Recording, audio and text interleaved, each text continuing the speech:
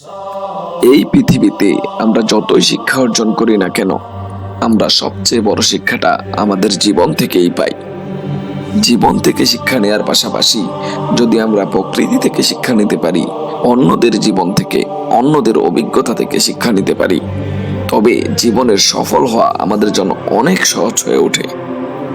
এই ভিডিওতে এমন 7টি বিষয় তুলে ধরব যা অনেক মানুষ তাদের জীবনে অনেক দেরিতে শিখে।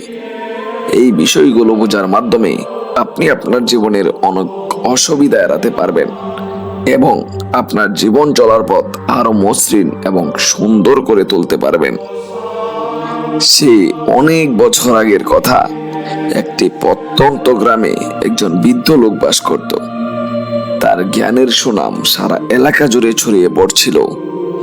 আশেপাশের বিভিন্ন এলাকা থেকে লোকজন তাদের জীবনের সমস্যা সমাধানের জন্য তার কাছে আসতো।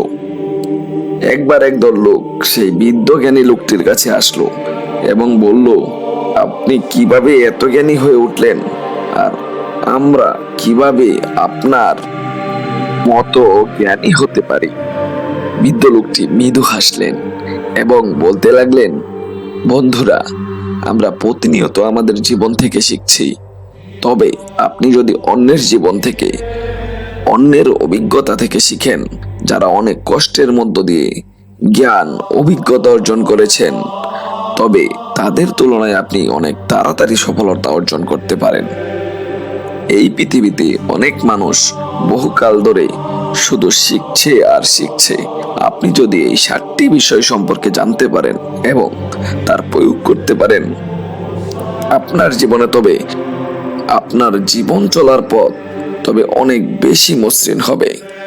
নাম্বার 1, বলার চেয়ে বেশি শুনুন। যখন আমরা শোনার চেয়ে বেশি বলি, তখন আমরা আসলে আমাদের জ্ঞান ভাগ করি, আর যখন আমরা বলার চেয়ে বেশি শুনি, তখন আমরা জ্ঞান অর্জন করি। এমন একজন ব্যক্তি যে সকলকে উপদেশ দিয়ে বেড়ান, তার চেয়ে একজন ভালো শ্রোতাকে সবাই বেশি পছন্দ করে। যদি আপনি বেশি শুনেন এবং কম বলেন, তবে আপনার এই কম কথার গুরুত্ব বহু গুণ বেড়ে যায়। নাম্বার 2, যখন আপনি অতিরিক্ত খুশি থাকেন, তখন প্রতিশ্রুতি দিবেন না। কখনো কখনো যখন আমরা অতিরিক্ত খুশি থাকি, তখন আমরা আরো উদার বোধ করি এবং এমন প্রতিশ্রুতি প্রদান করি যা পূরণ করা আমাদের জন্য সত্যিই খুব কঠিন। তাই যখন আপনি অতিরিক্ত খুশি থাকবেন, তখন কখনো কোনো প্রতিশ্রুতি প্রদান করবেন না এবং কোনো সিদ্ধান্ত গ্রহণ করবেন না। নাম্বার 3, সঞ্চয়ী হন।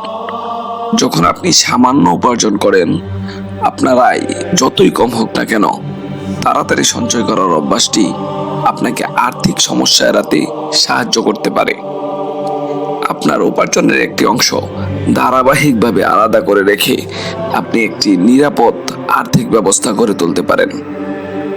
আপনার ভবিষ্যৎকে আর্থিকভাবে সুরক্ষিত করতে পারেন। নাম্বার 4, অর্থের চেয়ে স্বাস্থ্যকে বেশি গুরুত্ব দিন।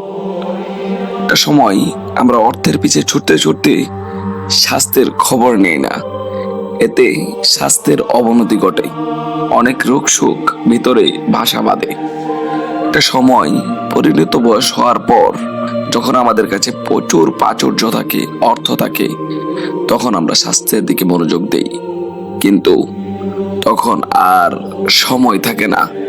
সমস্ত অর্থ ব্যয় করেও আমরা স্বাস্থ্যকে উদ্ধার করতে পারি না। তাই সুস্থ থাকার কোনো বিকল্প নেই। অর্থের চেয়ে অবশ্যই স্বাস্থ্যকে বেশি গুরুত্ব দেওয়া উচিত। নাম্বার 5, জীবন চলার পথে অবশ্যই আপনাকে ঝুঁকি নিতে হবে। তাই ক্যালকুলেটিভ ঝুঁকি নিন। 2 পা ডুবিয়ে যেমন সাগরের গভীরতা নির্ণয় করা যায় না, ঠিক তেমনি ঝুঁকি না নিয়েও আপনি জীবনে সফলতা অর্জন করতে পারবেন না। কখনো সবগুলো ডিম একই পাত্রে রাখবেন না। ঝুঁকি নেওয়ার পূর্বে অবশ্যই তা ক্যালকুলেটিভ ভাবে হিসেব করে নেবেন। ঝুঁকির পরিমাণ নির্ণয় করবেন, তারপরই ঝুঁকি নেবেন। নাম্বার 6, সবাইকে খুশি করার মানসিকতা থেকে বেরিয়ে আসুন। এই পৃথিবীতে আপনি সবাইকে খুশি করতে পারবেন না, এটা মেনে নিন।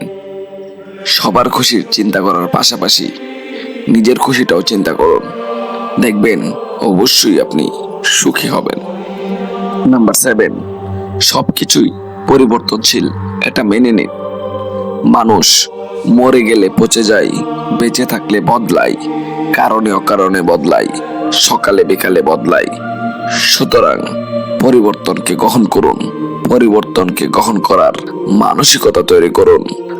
তবেই কেবল আপনার জীবনে সুখী, সমৃদ্ধি এবং স্বাচ্ছন্দ্যে ভরপুর হয়ে যেতে পারে।